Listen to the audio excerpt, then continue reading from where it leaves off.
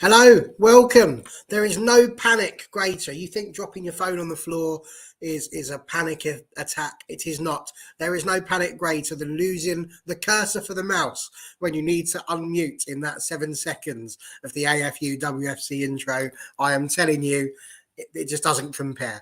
I'd rather drop 100 iPhones than lose my cursor just before that happens. But there we go. We made it. Welcome all. Lovely to have you here. Don't change your television sets. It's not Connor and I swapping bodies. That hasn't happened. We haven't got some sort of Freaky Friday vibe going on there. Connor, you'll have to watch that film to know what's going on there.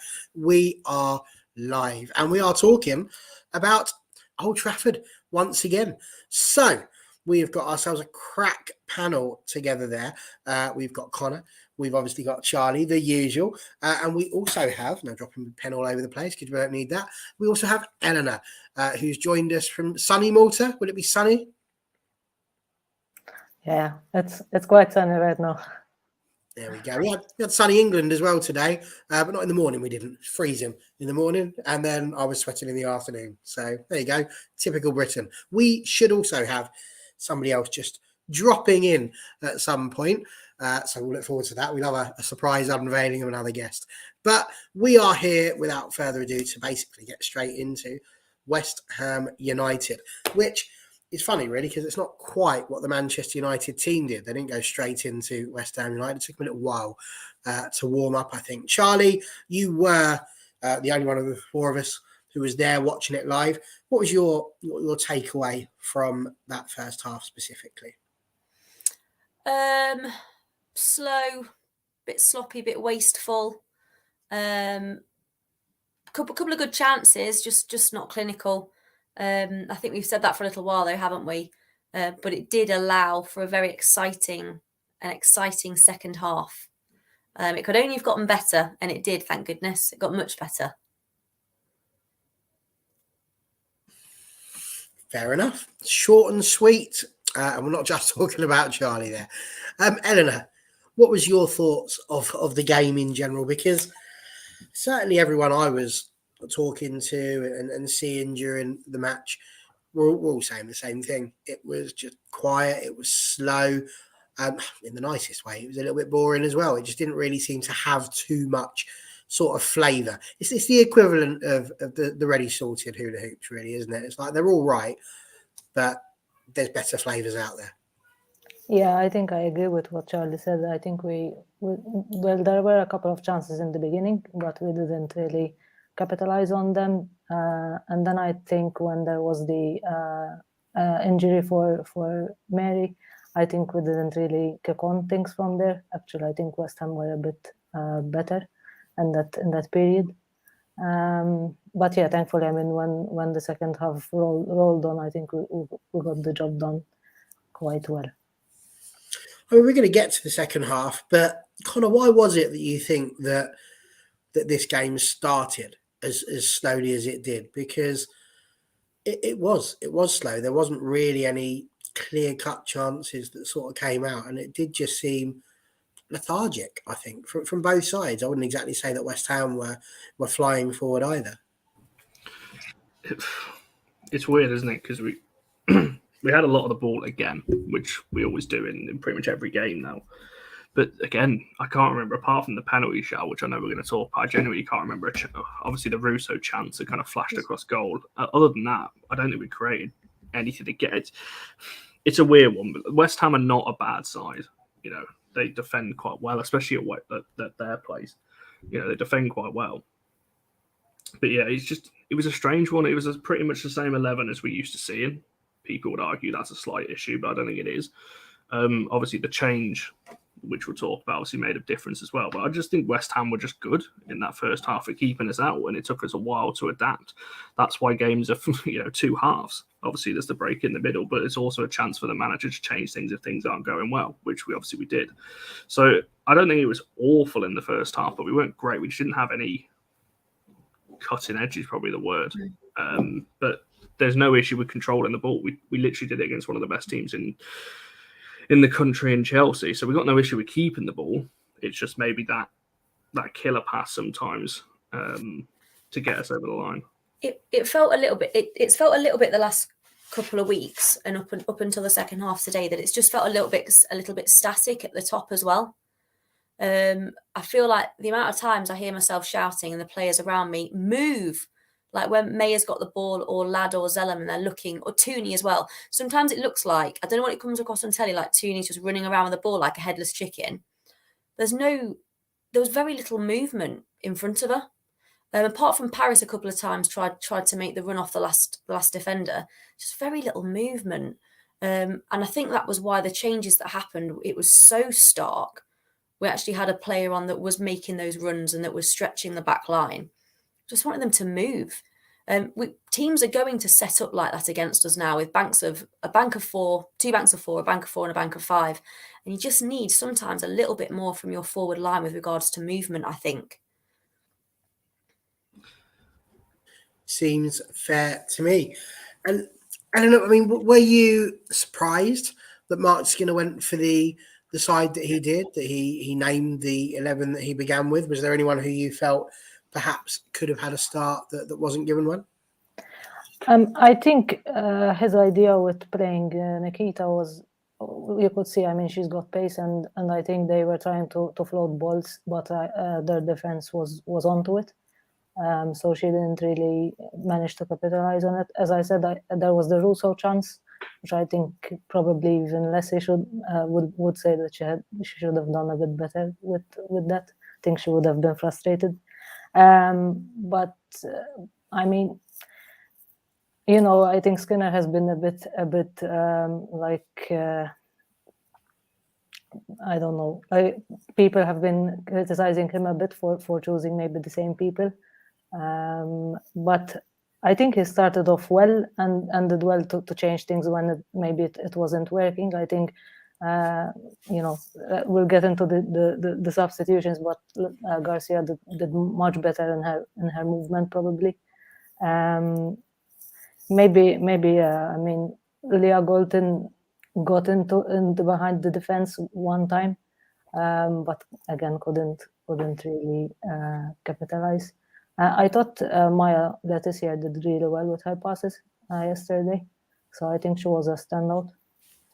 But no, I mean, I think he started off with a good starting 11, but it didn't work out. It needed different runs. Absolutely. And Ian, I think we're going to get to this point at some point. We're going to start talking about Garcia eventually. I agree. Some players can be impact players. They don't necessarily have the same impact when they start. So I'm sure that will be a point that we will mention. But we need to mention this one as well. Fun fact, Mr. Falk. I believe what's happened here, and these reports can be neither confirmed nor denied at the moment. But I believe that Connor was sitting watching YouTube, and he saw a video of somebody eating a burger with their hands, and this is what happens. It's really bad. It's not good for him. So yeah, I can confirm it's all to do with that, and absolutely nothing else. It's right, isn't it, Connor? It's definitely not that. I wish it was, because then there would be a legitimate reason for being ill. But yeah, that's why I've shifted across and why I'll be speaking a lot slower and quieter today. Because yeah, I don't feel great at all. But it's certainly not been on the bevs. I can tell you that. That's for sure. So there you go. But whilst you're on the chat, let's have this particular question, because it's a good point. Do you think that we gave West Ham too much respect in that first half, or do you just think we weren't necessarily at it in the manner that we could have been? Was there too much pressure, perhaps, on the performance? We'll ask you first on that one, Connor, and then we'll pop around the panel on this one, because it's a question for the panel, and that's you three, not me. Off you go. No, I mean, I don't think we gave them too much respect. I just think West Ham defended well. You know, it's one of the, like I always say, games are obviously two halves. You don't have to win the game in the first half. You know, it wasn't great. Skinner changed it. We won the game ultimately. So yes, it wasn't great, but I don't think we gave them too much respect. I just don't think players were great. You know, I just don't think that when you've got 7 or 8 players not on form, if you want to call it that, then that's the kind of performance in the first half that you're going to get. But like I said, it wasn't bad. You know, it's not like West Ham were peppering the goal with chances and had loads of their own. 1 or 2 at most. So I don't think they had loads. it was just a normal United first half in terms of keeping a lot of the ball, but we couldn't actually do anything with it. So I don't think it was a respect thing. I just think sometimes you've got to give credit to the opposition in the way that they set up. But as Charlie said earlier, we've got to get used to that. Skinner, I think Skinner actually said this in his post-match press conference about last season. We found it difficult to break down these kind of teams. Now we've got options to be able to do it. So, yeah, I wasn't concerned. I was a little bit maybe as it was getting to, during half time and somebody messaged me saying this could be Everton all over again. I thought, don't say that. That was a bit of a worry because then that pays it down. But yeah, I don't think it was bad. And I don't think it was a respect thing. I think games like this are times when you can understand, there's like two sides to it. You can understand why people, and me included really, would look at this sort of game and think this is perhaps the sort of game that's crying out for two more attacking-minded midfielders, so a Toon and a Vilda, because I think you can play both. They're not identical positions. I think Vilda in particular is multifaceted, so she can play across different positions in the midfield. I think we saw at times on the right last season when she played fairly well. But on the flip side to that, I suppose one of the things about Paris is, if you think about sort of the job that Ellen White did in the Euros, and people felt like she shouldn't be starting, but she just chased every single lost cause. And Paris does do that. Paris works really hard and chases the ball down and breaks up play. And it might be right. I think someone said, that's maybe the strategy. It's a bit like that Garcia then can come on later and run at tired players. But I still think there was just not too much respect for West Ham, because I don't think we need to fear them necessarily. Not that you should be disrespectful and think you're just going to go and turn them over, but I just think we just weren't at the races to begin with. There was Galton had her opportunity, didn't she, where she headed it, and most of the crowd thought it went in, but it was right at, is it Mackenzie Arnold? It was right at the West Ham goalkeepers. There was a couple of opportunities, but we just weren't clean enough with the passes. We weren't clinical enough. Working hard in the sense of defensively, and West Ham weren't able to do anything, but just lacked a little bit of spark. But again, the brilliant thing we have this season is we have players that are coming on and making a difference. So we used to be 4-0 first half FC. So it's nice that we've got players on that can make a difference. I think, obviously Garcia is the obvious one, but I think Rachel Williams came on and she was an important part of was it the third or the fourth goal? I think she played an important part in that. But yeah, I understand that starting 11, but I think I can understand also why people look at it and think, against the likes of maybe West Ham and Leicester, who didn't look like they were coming to get anything from the game other than fingers crossed a draw. Sometimes you can see why perhaps having a Vilda on as well as a Toon, you can see why people want that and want to see that sometimes. And I'm probably with them a little bit, really. Absolutely. And Eleanor, your thoughts? I think the way that the team played, I think in the first half there was a bit too much possession in midfield, and I agree that maybe there needed to be some maybe more creativity. I thought Tono was really good good in the second half, and that she was involved in most goals. But I can also see how Vilda could have helped out in that to give sort of a different option. But yeah, I think West Ham deserve credit in the way that they actually set themselves up, and it worked for the first half. I wouldn't say that they had too many chances, but maybe exactly they were set up to try to take a draw from the match. But I think it was a matter of moving things quicker, and ultimately we got the job done. Barry, can you just pop up that comment that was up a moment ago? I don't want to mispronounce this name, but I agree here. What I'm trying to do is rationalise sort of. I think it can be easy to jump on the decision a coach makes if it doesn't look like it's working out all the time. So I'm trying to kind of rationalise what the rationale is for always starting that sort of same forward line or the same 5 most furthest forward players. But I agree. I think increasingly players like Garcia and Vilda, I don't know. It'd be interesting. I don't know how much more they could do to warrant a start. It is starting to get to that point, I think. But again, what a nice problem to have for a change. You two being rude. Oh, absolutely not. And this is where we just have to keep talking because the boys are like 5-year-olds. I haven't done a thing. Someone's made a joke about a fart or something like that. It was that comment that I started laughing at. Charlie, one of life's great unanswerable questions, that is. Oh, dear me. It's a great movie, by the way. Before Graham. I was going to bring it up later. I just sat there and I was just happily smiling at like, look, Graham's made Connor laugh whilst he's not well. And then I get done as if I'm in some sort of outrageous position. I was very, very restrained there, Charlie, whilst you were making your point. Have you finished making your point or did you have more to add? Well, I can't remember what I was saying now. So yes, probably. Okay. So there we go. Justification there, Mr. Revlon. All is well. So listen, good news. The player of the match poll is cue my very best Anton deck now open. So get yourself onto click your favourite. I believe you've got such classics that you can choose from as the usual Miss Batsier, who's just there every week. You can also vote for Hayley Ladd if you'd like to. Lucia Garcia, if you think her second half performance warrants a whole player of the match, or Toon, who will also be there. Everyone's got a vote already. Connor will be pleased. Vote counts. It's only one. I'm absolutely not going to do this. I'm sorry. Graham does next time Graham's on the show, I'm going to get him to do that because he sent me a voice note of it once. He does the best impression of Tom Hanks in that film. So we'll get him to do that next time Graham's on here. Well, there you go then. Absolutely. That sounds good. And here's a more importantly thing.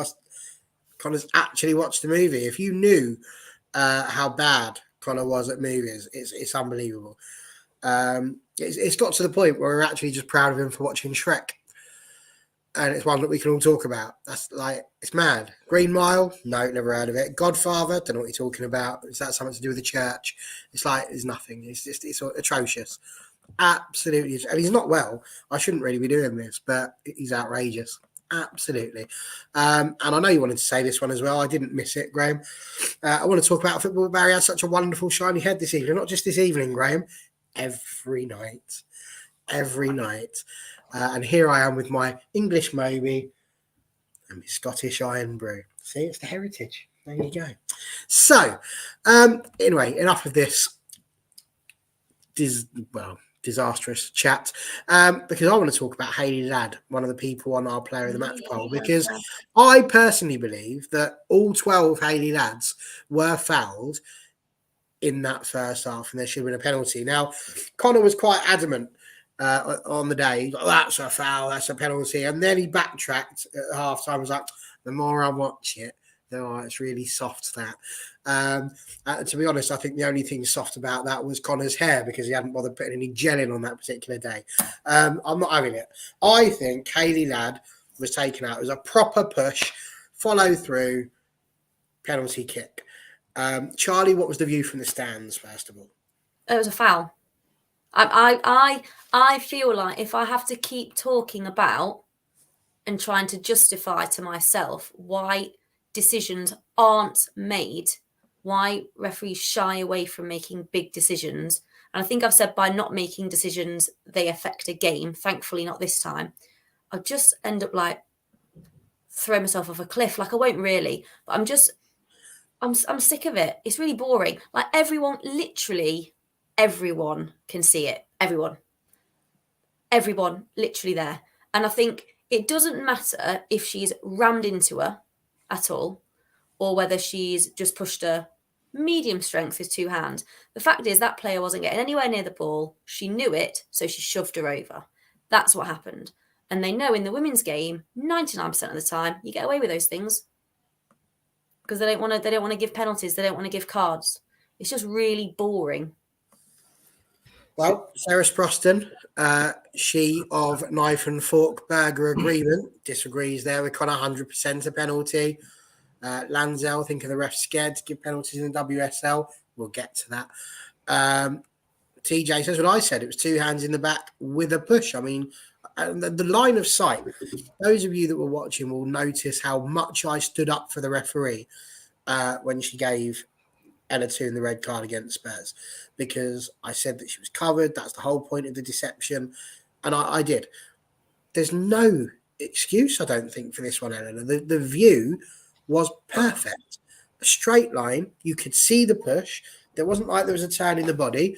What do you think, Eleanor? Too soft or a blatant 100% penalty? I mean, the hands, yeah, they were out. So obviously that is a vote for sort of the penalty. But as well, yeah, sometimes I do think like those kinds of fouls are sometimes not given. So I even though I think once the hands are out and it's quite obvious that sort of you're having like it's thought out, I think then that should be a penalty. But I've seen matches where that wasn't given, so I wasn't really shocked that it wasn't given. I'll just say that much. Yeah. Graham's telling us the press box all agreed it was a penalty too.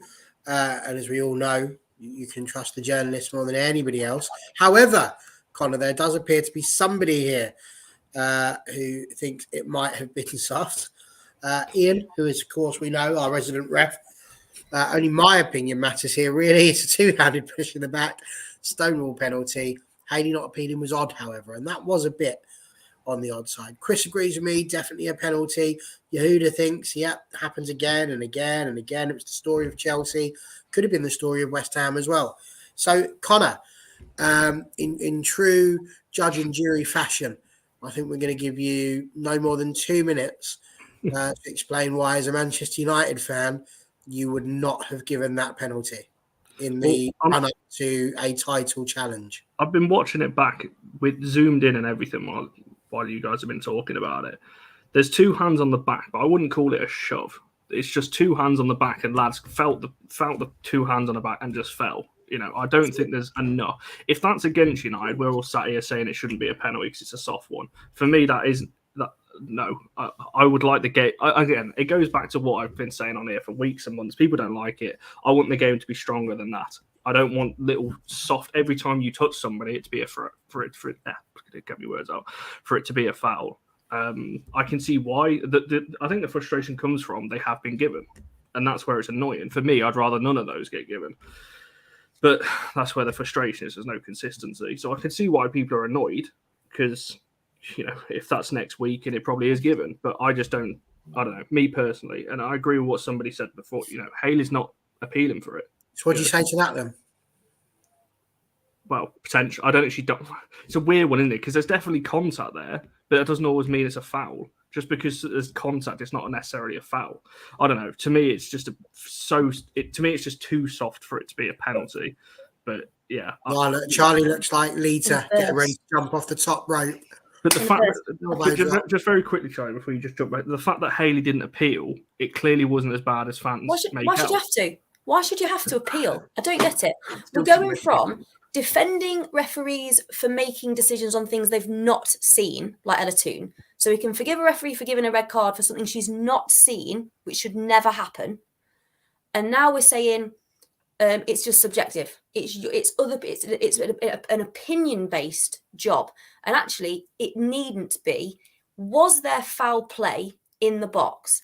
Yes. Then you can mitigate down. But I think for people to say it's not a foul, that's ludicrous. You can mitigate things down, but I just think football refereeing is too much. Do I think that hurt her enough for her to react like that? Doesn't matter. Did they kick her? Yes, they did. It doesn't matter whether you think it hurt the player enough or not. It doesn't matter whether you think the player fell down harder than you think they should have done. Was there foul play or not for me? And I'm bored. This is the thing that I think turns people increasingly off football. I genuinely think that. And I think in the women's football, it's worse than the men's, actually. I think it's worse because they just don't want to make decisions at all. And I know people that have watched it and said, I've had to turn it off. It's that bad, the officiating. It's actually off-putting. It's jarring. It just drives me insane. It drives me nuts. There's too much margin for, what do I think? What do I think about how much that hurts? Well, or that's how the question. Do you think she shoved her enough to go down? Well, to be impeded? We don't know. That's the thing. We can't make that decision. It's like Gareth Bale used to say when he was still in England, he'd be the quickest player in the Premier League, running whatever it was, 35 kilometres kilometers per hour, something mental, and a player would clip his heels. Now you're running at pace. That's going to knock you off balance. It doesn't matter whether the referee thinks you fell harder than you should have done. Have they clipped your heels? Yes. That's not the attacker's fault. I just think there's too much based on, do I think? What does the referee think in their opinion? Would they have fallen down? Would that have hurt them? Don't care. Was it foul play or was it not? Well, that's why I asked the question. Has she done enough to impede? Like, I'm not talking about her falling down, impeding her, because that's a foul as well. You don't have to go down for it to be a foul. For me, she's not impeded her enough. If you put a nail on a train track, it could derail a whole train, right? Going at speed. If it's going really slow, it's not going to. This is what that's not my point, because, like Charlie just said there, it is the point. If you're running at speed and you trip somebody, you're going to go down, aren't you? Most of the time, you're running at speed and at balance. Lad is not running at speed when she's got that. She's got pretty much control of the ball. That's like an anecdotal thing. I'm not saying everyone's got to be running at speed. Fact is, Sissoko raised her arms and pushed her. There is literally movement of her arms outwards. Yeah, I think the question is why were the hands outwards? Absolutely. I mean, she was either trying to grab the shirt to sort of pull her towards her, or she was like literally pushing her. Looking at what you don't TJ run like here, saying that if that was Maya or Millie fouling like that, he'd be mad if a pen was awarded. So what do you think? If that was the other way around, if it was the roles were reversed and that was Maya or Millie who had done that push on one of the West Ham players, do you think it would still be a penalty even then? No, I don't think. Like, it depends. You're not. I agree. You're Connor. I agree with what Charlie's saying in terms of it is subjective, but it's my opinion on it. It's very borderline to me, because that happens in the box a lot more than people think, especially on corners and set pieces. That type of grappling and pushing goes on all the time. So Charlie's right in what she's saying, that there needs to be more in terms of consistency on it and make it a foul or not. That's where the annoyance comes, that some are given, some aren't. But for me, it's just a bit too soft for it to be a foul. I think refs should, rather than being subjective, draw the line at that point and make it a foul or not, and just make them all like that. Because I said otherwise you're going into dangerous territory for me, where you start giving everything as a foul, and the game has become so stop-start because every little contact is going to be a foul. Me personally, I just don't think it. I don't know. I can see why. Like I said, because they've been given. I'm pretty sure we've seen some, quite a few this season in the WSL. They get given. I'm not going to argue that they don't. But would I want that as a penalty? Probably not, because I don't think she's pushed her. You're saying she pushed her in the back. Rewatch it. There's two hands on the back. I'm not denying that. But that she didn't absolutely shove her like people are making out. So it's, I don't know. For me, you're not going to change my mind on it, but there needs to be more consistency on it. That I would agree with. Because I think if you're going to say that that's a foul, there's going to be fouls every corner and set piece that goes into the middle, because grappling like that happens all of the time. Not agree with what Shane's put there then? Mitrovic still exactly not the ref over, but it's still a sending off.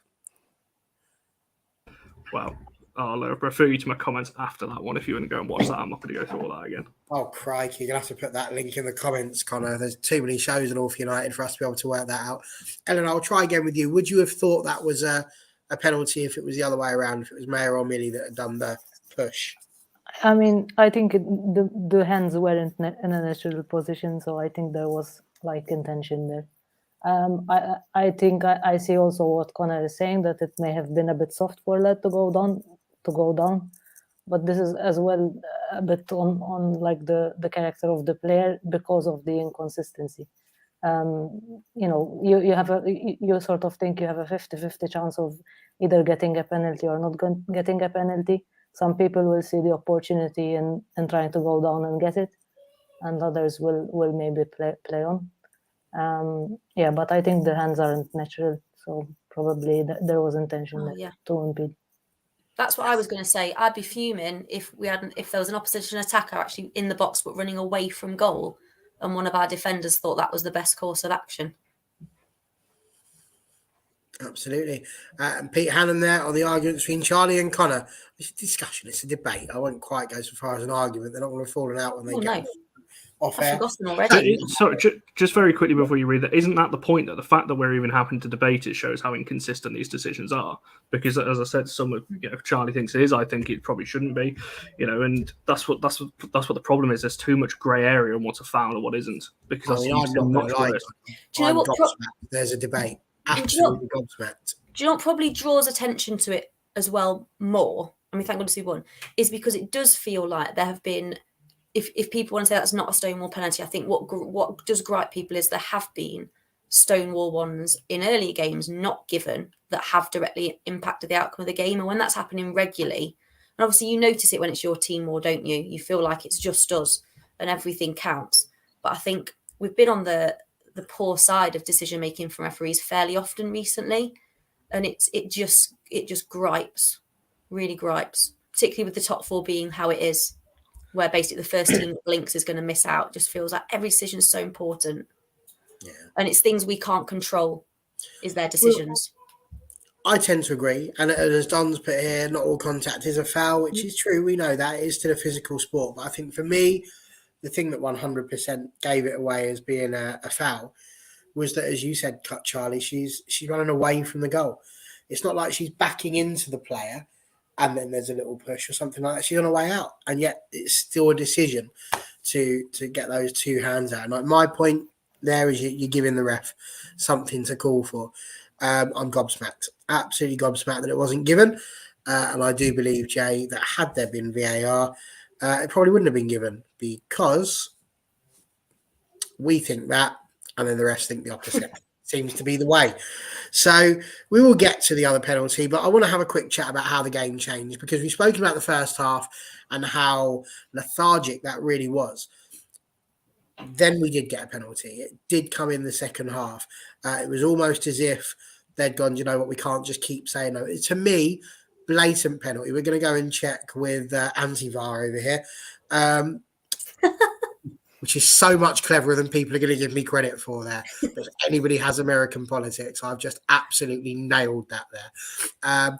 But yeah, so anti-VAR. Connor, talk to me here. Is that a penalty? Are we still on the last one, or are you talking about? No. God, no. We're not leaving, Connor, until you say it's a penalty. No one's going anywhere. I thought you were trying to catch me out and say yes, it was. And they go, see, I told you. I thought you were going for that one. No, I haven't quite thought of that. That was too intelligent for me, I'm afraid. I'm literally rewatching now as we speak, because I cannot remember if it was. I mean, yeah. Training the foot. Yeah, it is, because, yeah. But she didn't mean it, though. Yeah. Yeah. I mean, but I don't need to say anything else on it. What? Yes, it was. Yes, it was, for the reasons that it's a very rash type of. You should. I mean, if that's the other way around, you shouldn't be diving in like that.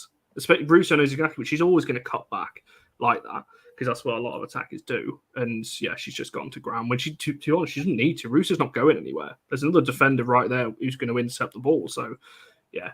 She's a very good defender, actually. So, but she does not make some, clumsy tackles like that. So, yeah, definitely. Eleanor, definite pen. Yeah, I thought the change in direction from Russo was a good attacking move, and she caught Chisoko very. I think Chisoko did well when she was running towards the ball, but the change in direction she wasn't quick enough on, and that's where she was caught. With regards to having the defender behind her, maybe she wasn't aware of her and sort of thought that maybe Leslie would try to shoot from there. But yeah, it was a definite penalty for sure. In answer to your question here, Sporty, don't take this the wrong way, but I hope it's just you. If anybody else is having trouble with their audio, please do put it into our complaints department, and we'll see what we can do about it. Meanwhile, whilst we're worrying about those complaints, Charlie, you can tell us, number one, general feeling I'm imagining was that it was a penalty, and number two, were you worried? Because I didn't think Katie Zedham looked as confident as she usually does stepping up for a penalty. I was a little bit worried. Dispatched, no bother. I couldn't watch, so I wasn't facing it. I was inquiring with the two girls behind me why on earth it was taking so long. I was a little bit. I was worried. Not worried. She's our designated penalty taker, so she should take it. But obviously, she's missed the last two. So she missed the one against Reading, didn't she? And then she missed the one at Durham in the penalty shootout. So I was worried for her, because I think in some areas of the fan base, any reason to have a go at her is almost as much fun as if she scores. So I was hoping for her she would score, and it was a brilliant penalty. I watched it back on someone's phone who'd recorded it. But the best ones she takes are the ones where she aims for the roof of the net. And I think that's the right thing to do, because they're so hard to reach. Whereas the other two that she's missed recently, they were fairly low down, sort of nice height for the keeper. So it was a brilliant penalty.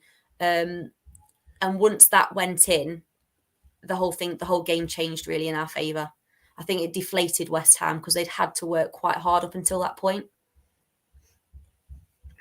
Fair enough. Good news. It was just Sporty's headphones. That's what we're pinning it down to. User error, which is what we like, because otherwise we get into trouble.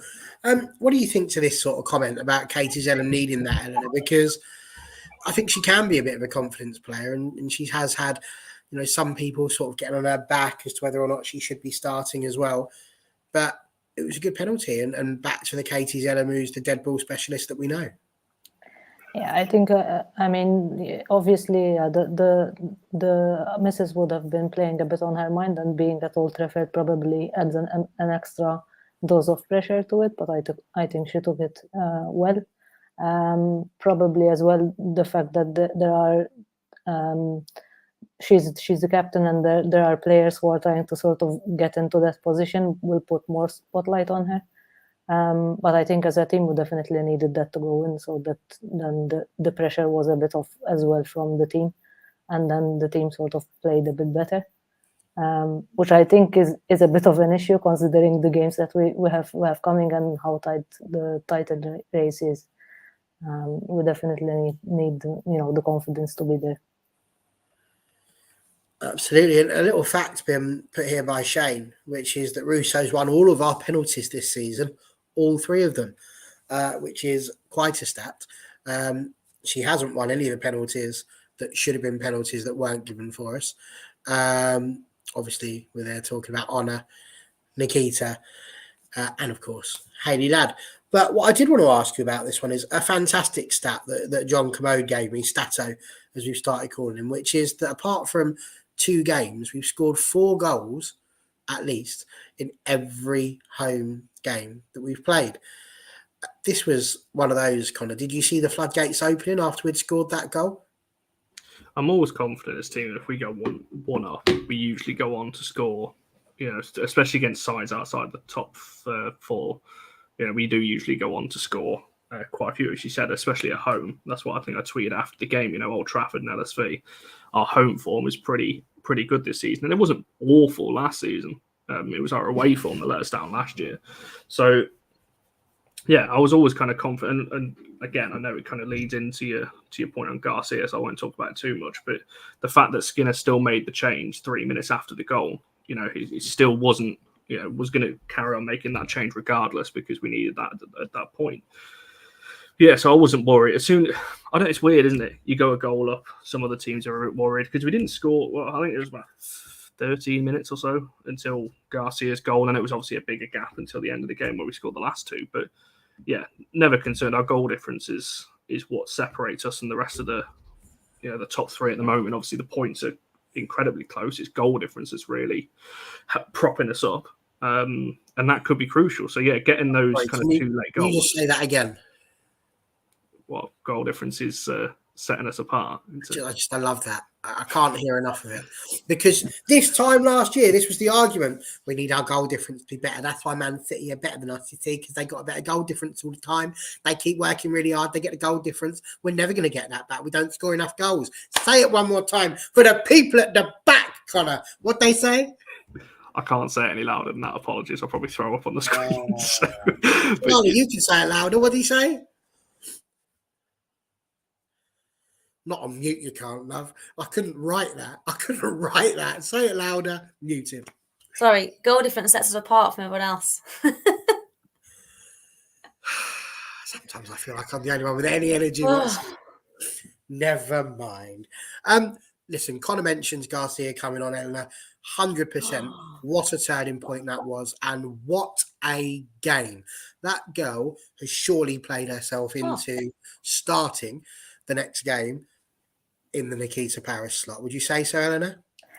Yeah, I mean, she did all the right things. Let's put it that way. But you know, we've had games when Nikita really came through for us as well. So I think there's good competition for that place for sure. And I think their style of play is a bit different as well. So maybe it will be a case of, you know, Garcia will play certain matches, whereas Keats will be better than others. But yeah, definitely. I mean, she came on, she was on fire.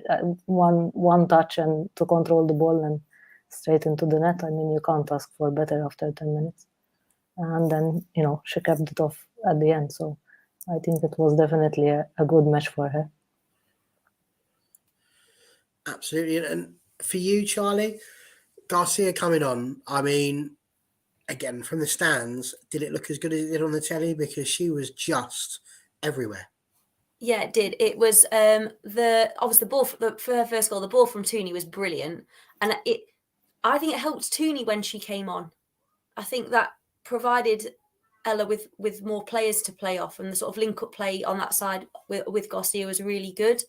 But the way Ella's right, the way she took that ball down, like, oh, I love it when that happens. I love that as much as like a ping, you know, like a really direct, quick ball that switches play. Oh, I love it. The way she took that ball down was amazing. We thought, because she was so far ahead of the last defender, everyone thought she was offside. We were like, oh my word, we've actually been awarded an offside goal. That never happens. But obviously you watch it back and the timing of her run was just perfect. It was absolutely incredible. And I kind of loved the kind of little bit of arrogance of her celebration. Like, what? And what? I'll do this all the time now, mate. No problem. But she was absolutely incredible. And I felt like I was saying to people around me, at the big stadiums, she's actually come on every time and been brilliant. So she was brilliant today when she came on at the Tottenham Hotspur Stadium. She created that second goal. When she came on against Arsenal at the Emirates, she almost won it for us. So she obviously likes a big pitch, PITCH, obviously likes that. But the thing is, I'm desperate for her to start now. But you don't know, like, because she's been coming on and having an impact, you don't know how well that will translate to starting a game. But I suppose the only way we know is if she gets the opportunity. And I want us to absolutely muller Brighton this weekend so they're shaking in their boots when they come to us for the FA Cup semi-final. I'm fairly sure we mullered them the last time we played them, didn't we? 4-0. But Garcia was absolute quality. So good. Oh, And thinking about it now.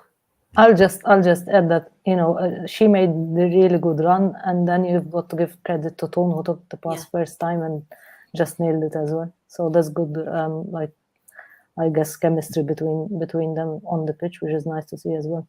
I mean, I think this is an interesting question here, Connor, and that, like, Dave's put a question here for the panel. Have any of you noticed that Rusa doesn't look like she's enjoying her game at the moment? She never smiled after a goal last week at Lewis. I kind of want to switch that about, because I felt like the desire that we saw from Lucia after she scored those goals, there was almost like a real Catalan roar, almost as if to say, this is why you should be starting me. Do you think, or did I read too much into that? But it certainly seemed like quite a guttural roar. Well, interesting little stat. I hope I've not got this wrong, but Garcia is now on 5 goals, which makes her a third highest in the WSL, playing half the minutes that Galton has. She's only 3 goals behind her, and she's only played 600 odd minutes. Galton's on about 1,200.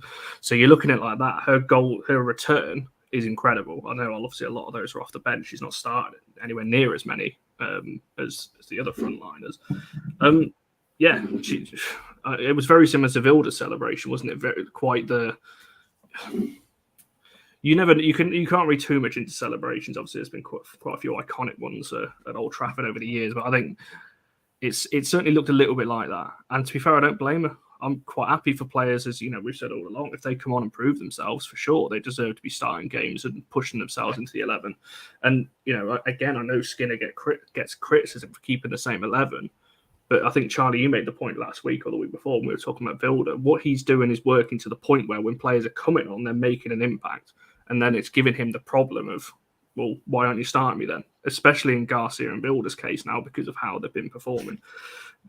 So, yeah, I thought she was excellent when she came on. For sure, her celebration certainly showed a little bit like that.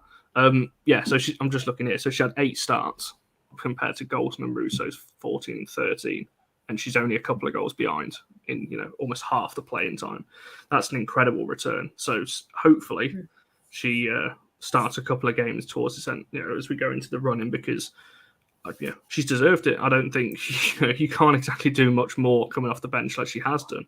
But I will caveat that by saying what Charlie said at the start. Now, this is not saying that Paris should be starting. I think Garcia should. But the only reason I can think of that he would keep the same 11 as this week is that attack does run the defence ragged. So when a player can come on like a Garcia, they've got obviously that energy to run at tireder defenders than the ones that start. So, yeah, I was happy. And to be honest, I'm really happy Skinner recognised the issue and made the subs early. It's something he gets criticised for all season. Not making the subs early enough. He made it the 52nd minute or whatever it was, or 54th or something. So, credit, has to go to them. If you're not going to, if you don't like the manager, fine. It's up to you and your opinions. You've got to give credit when it works. And clearly that sub paid off. I mean, Charlie, what Connor just said there is true. He does often. We had words ourselves about when people should be brought on, what sort of time frame and all that sort of thing. And he certainly did. And he did it, as we said, 3 minutes after the penalty's been scored, obviously wanting to take advantage of the momentum. But as Paul said here, Mark said Lucia needs to do more if she wants to get into the team. I mean, I think he also said, I've got 45 minutes of tape that I can show her that she needs to do over the 90. But we sort of alluded to it earlier on.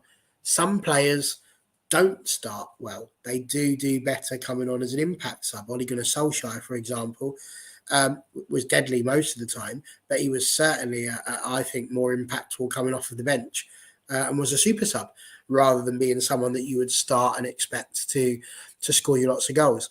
What do you see in terms of Lucia there? Do you see her as being more of a super sub, or do you think that we haven't seen enough of her starting to be able to make that?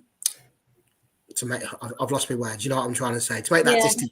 There we go. That's what I want. I feel like we've maybe not seen enough of her to make that distinction.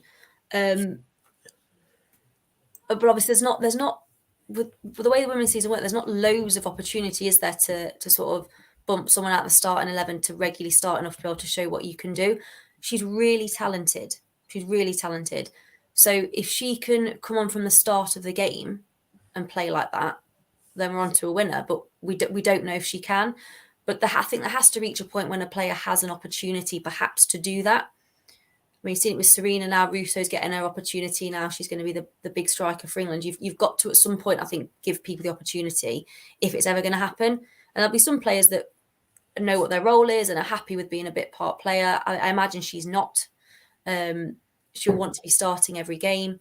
I love that at the moment, she has such an impact. It's the way she's playing at the moment, her and Vilda. I imagine it can be quite tough if you're the opposition and you're getting leggy because you've just had Paris running at you and Tooney works hard and Zelen breaking up play all the time, to be tiring and looking over, hopefully around on average the 60-minute mark, Barry. That's what everyone loves. And seeing the likes of Vilda and Lucia Garcia coming on, that can't be nice. So it's a good thing to have, but I would love to see her and Vilda given the opportunity in the WSL to start. And why not against Brighton? They're not going to weaken us, are they? I don't think it's going to weaken us. No. Them starting. I mean, Eleanor, feel free to weigh in with your thoughts on Garcia, but there's been a couple of these in the comments as well. Perhaps not quite as harsh as this one, but it's the closest one that I could bring up, saying that Martha Thomas on the right wing isn't necessarily the answer at the moment, and they're not massive fans of her being there. Do you think that's fair? Do you think it's fair that Martha's getting a little bit of grief, shall we say? It may not have been her best game, but I'd say overall, Martha Thomas has been more of a positive than a negative to the Manchester United side over the last couple of seasons. Yeah, I think if we take the match, I think she actually came on and did quite well. She contributed or was involved in the last goal. It was her shot that got saved and rebounded right into the path of Garcia, so she did contribute. I don't know whether playing on the right wing, maybe she is the strongest option, but I think she can support the team in a good way as well. Yeah. Fair points, one and all. Now, we mentioned Garcia, and by the way, it's not too late. Get in on that player of the match poll. She is one of the ones who is up for this prestigious award that has never been physically given to any player. I'm sure that Mark, after he finished his weekly watch of us, goes and tells the player, "Oh yeah, you were chosen this week." I'm positive about that. But VBR has come up again. Now, last week I made a bit of an impassioned plea to leave the word "but" out of our conversations about Vilda. This week she didn't even get on the pitch, and Connor, I know that bamboozled you somewhat. So tell us your thoughts on that. Right, let me get this clear from the start. I'm not saying we should be giving out token minutes to players just for the sake of bringing a player on Old Trafford. We shouldn't be doing that. However, two things. One, she's earned it off performances. I was surprised she wasn't starting, to be honest. I thought we could have gone with her and Toon together. I think it works. The other thing is she's spoken all week about, I don't know whether Charlie or Annalie, you know as well, I don't think Vilda's played Old Trafford yet. I don't think she's come on the pitch once. So I think we've had three. Has she played Old Trafford yet or not? Come on against. Or did she come on last season? She came on against Everton. She might have done then, if that is the case. But it was a very small amount of time. I think. My point was going to be, obviously, she's spoken all week in press conference. She's done a lot of the media stuff as well. You know, her family was coming over to watch it and everything else. And to me, it was a little bit surprising because it's not like we were, you know, the argument could have been, not that it would have been a bad sub anyway, but the argument could have been if we were chasing the game or we didn't want to disrupt things. 2-0 up, 5-10 minutes to go. 3-0 up with 5 minutes to go plus added time. You know, you bring in Mannion and Williams on, both good players. You know, I thought Williams was great when she came on. But I feel like it's a little bit strange that Vilda didn't come on again. I just don't know what it is. I don't know why he doesn't trust her in the league, because it's not like we weren't 1-0 down chasing a goal, albeit Vilda would have been a good option for that. Comfortable in the game. I think just bring her on, I don't know, it just screams a bit bizarre to me. You know, I've not been on this whole thing all season. She should be playing more because of this and this and this and so on. I feel like after her recent performances, a game at Old Trafford, you know, she spoke about it all week. She's done a lot of the media stuff. To me, it was just really weird. But I agree with what Shane just said about bringing her on becomes token, but I don't think it actually. I think she's earned it. I think that's the slight difference here. There's players on the bench that you could argue was a token, but you can argue, was Mannion a token thing for her to bring on? I don't think she's only played a handful of times, you know, a handful of minutes since she's been back from her injury. She's not exactly set the world alight. Vilda's been great, so why wasn't her? I don't know. For me, it's just a bit bizarre, but I hope at some point we can see her playing in the WSL, because it doesn't say a lot. Not that this is an example for everybody, but it doesn't say a lot to her. I think, Barry, you said this on after the Lewis show. It doesn't say a lot for her when she puts in good performances and doesn't get rewarded for it, because there's only so long you can keep saying you'll get your chance, you get your chance. You know, we're nearly at the end of the season now. You know, she's not going to have much more chances. She's been picked for Norway, so hopefully she does well for the Norwegian squad. But yeah, it's not an issue. We won the game 4-0. Ultimately, I want the team to win. I just found it a little bit bizarre, to be honest. Charlie, do you feel like this is an interesting thing for you?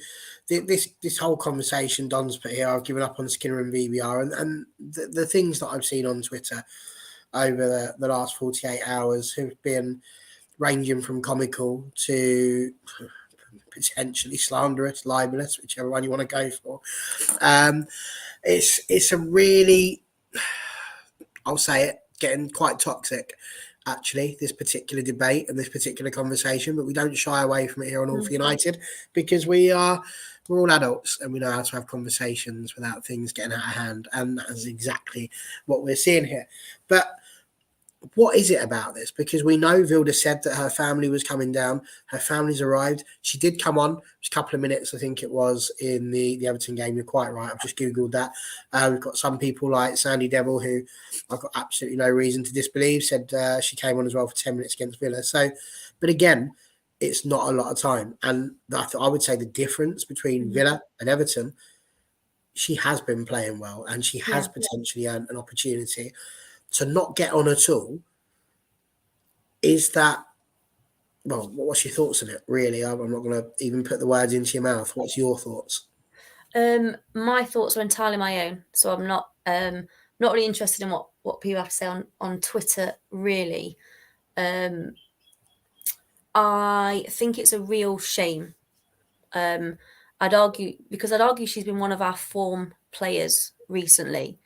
And it's like we've said, every time she's come on, every cup game where she's started or she's come on, she's done something really well. She's been really good. She's scored goals and she's made things happen. And I think that, coupled with her being quite a big part of the build up to the game, like Connor said, just makes it really strange. And it does feel a little bit like at these key points in the season and in these big games where all eyes are on it, there are lots of players getting that opportunity to have that moment and to shine, and she just doesn't seem to be. And you can only surmise about why that might be. I think what we do know of Vilda is that the thing that the Norway coach, is it what's her name? Hege Riise, what she said at the start of the season about, I think Vilda came out and said, she said, if you want to play for Norway, you're going to have to go somewhere else. And I think she was devastated by that, Vilda, because she loves the club and this is where she wants to be. And I think that's really important. She wants to be here. I think often you can try and be desperate for players to stay, even if they don't want to be here. And that's not always a good thing. Whereas she wants to be here and she's really talented and she's been putting the performances in. So I don't know why she's not starting. We've no idea. But I just think it's a massive shame that she isn't. That's all I can say. What I'd like to hope is he's saving her for FA Cup semi-final and hopefully Wembley, where she'll be the star of the show. But she's earned it. I don't think anyone can argue that she's earned the opportunity, whoever that might be in place of, whether it's taking off one of Lad or Katie and playing with two more attackers, an extra attacking player, or whether it's in place of Tooney, who's been struggling a little bit recently, although was brilliant at the weekend. Whatever that might be, Vilda has earned an opportunity. So I still feel the same as I felt when we talked about this last time. Charlie, would I be right in saying that you need to go, or are you? I can probably give you 5 more minutes. 5 more minutes. That gives us time to quickly go to Ellen, and then we'll come back to you for your player of the match. We're not a million miles off of finishing off, but I did just want to say this one here. I can distinctly remember, and I'm sure you can too, Shane, Ole Gunnar Solskjaer being brought on against Nottingham Forest with Alex Ferguson giving him the express instruction, just go on, you ain't got to do much. And he scored 4 goals. So, I mean, you can say even with 5 minutes, you're not going to influence it, but here, have some minutes. If you're really on it, you could potentially get a couple. What's your thoughts on it, Eleanor, with the whole VBR situation? Because, again, I've seen some people, like already Joseph, saying if she decides to leave, I'll totally support her decision. It's starting to look like hate. I don't think it is. I just think Mark Skinner's paid to win football matches, and he picks the teams as and when he sees fit and how it works. But I could be wrong. What's your thoughts? Ignore Connor. I think I'll agree with what you guys said, that definitely when she's been playing, she's been absolutely magnificent for us. I think Skinner does have a bit of a, these are the people that I trust in league games, and these are the people that I will give minutes to in cup games, and it seems that it's been the way with her. I definitely hope that now he will continue at least with that he will keep on giving her the chance now that we've got into the business end of the cup. I definitely hope that we won't go to semi-finals and the final, and she gets cut out from the first 11. What I worry about with this kind of repeated lineup is that, I mean, if you take a look at Arsenal, Jonas was, very comfortable playing mid and so on. And then you get into real trouble if one of them can't play. So I think that should be something that to keep in mind. And it's not like, if she wasn't playing well when she was coming on, then yes, that's a problem. But I think considering that she's been doing well, you have to be a bit careful of sort of leaving players like that out, because if she decides to leave for some reason, then you're going to have an even bigger problem. And we're all getting excited about going to the Champions League next season. We can't play the same first 11. You need players on board. So I think with someone like her who's doing well, I think definitely we should try to maybe change things up and give her some more minutes. Absolutely. I mean, this Mike, it's the funniest thing I've seen since Connor first unveiled his haircut, if I'm honest with you. Unlike my haircut, that's also ludicrous.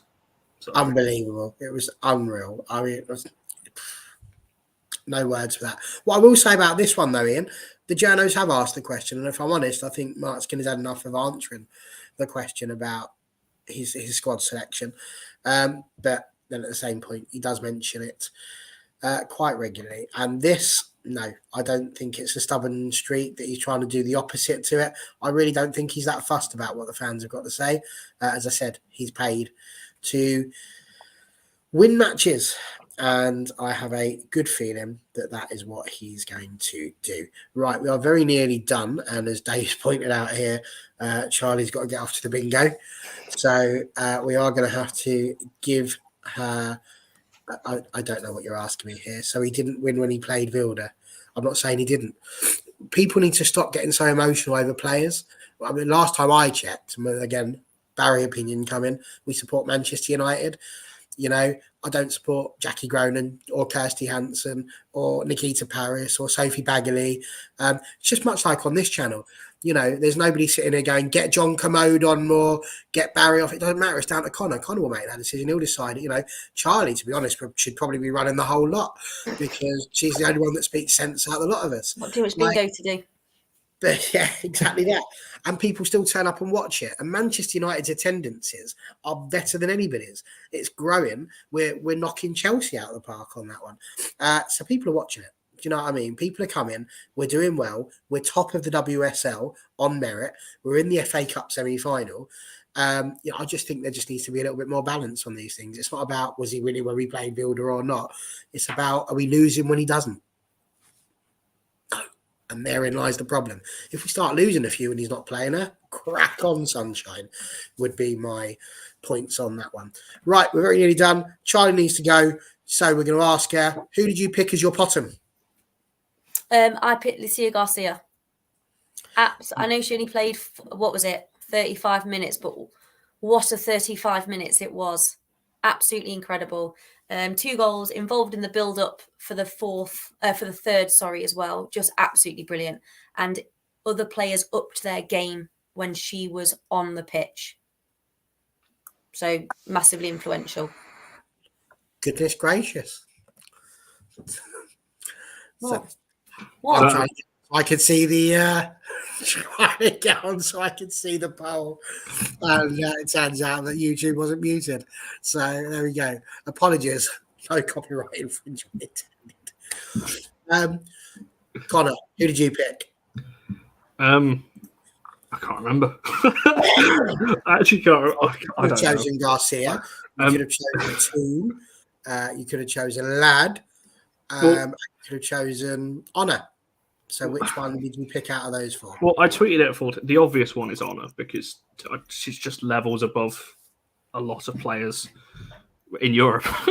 So that's the obvious one. But on this occasion, Garcia changed the game. I'm not saying that the other 3 on that poll, they're all worthy winners in my opinion, but I think Garcia, albeit she was only on for 35, 40 minutes, whatever it was, she changed the game, and we probably maybe don't win that game as comfortably as we did if she didn't come on and have the game that she did. So yeah, they're all valid shouts. Honor is just honor. We'll do a tally at the end of this season as to how many players have won. on these shows, I have a feeling Honor is going to be way out in front. So, yeah, Garcia for me on this one. I look forward to watching you do all that work, if I'm brutally honest, because we know how much you'll have a little bit of a stat collection there. Eleanor, who would you have chosen? Yeah, I mean, I think considering based on this match, definitely it's Lucia Garcia. I think Toon had good input with the goals, with assists and also winning the ball up the pitch. But yeah, I mean, Ona can take player of the match basically any week, yeah. So I think based on this performance, I'd give it to Lucia. Well, there you go. So I can confirm the poll has finished. And I did consider Maya Letitia. I thought she had a really good game. And she was my choice to go into the top four. But as I say, my voice is very, very useless. Both Connor and Charlie went for Hayley Ladd. And Hayley Ladd scored the grand total of 5% of the Player of the Match award. So you're still getting votes. This is what we like to see. E.T. is what I've written here. That was Ella Toon, not the short little alien. 16% for Ella Toon. It was 35% and 41%. It was close. But the winner, and I don't think anyone can really disagree with this, was the Spanish sensation herself. Doesn't give much away, does it? Because they're both that. Lucia Garcia, who's nailed it. Absolutely nailed it. She was superb. She came on. She changed the game. She really did stake her claim, I think, for a starting position against Brighton. And I 100% agree that is where we should be. And yes, TJ, I love how you pronounce that as you write it. Well played, you. So there we go. Anything I've missed, Connor, do you think? Nothing that's not going to be talked about on Wednesday. I'm sure. Yeah, Wednesday's going to be a big one. Absolutely. Get yourself back with your hot chocolate, sat on your sofa, back on here at 7:00, where I'll be back with another panel of, well, just people chatting like we usually do. To be honest with you, I can't claim it's going to be anything different. There's going to be no cans. There's nothing too exciting in that respect, but I'm sure there's going to be an absolute plethora of debate. So that's what we'll be doing on Wednesday. We'll be on the men's channel tomorrow.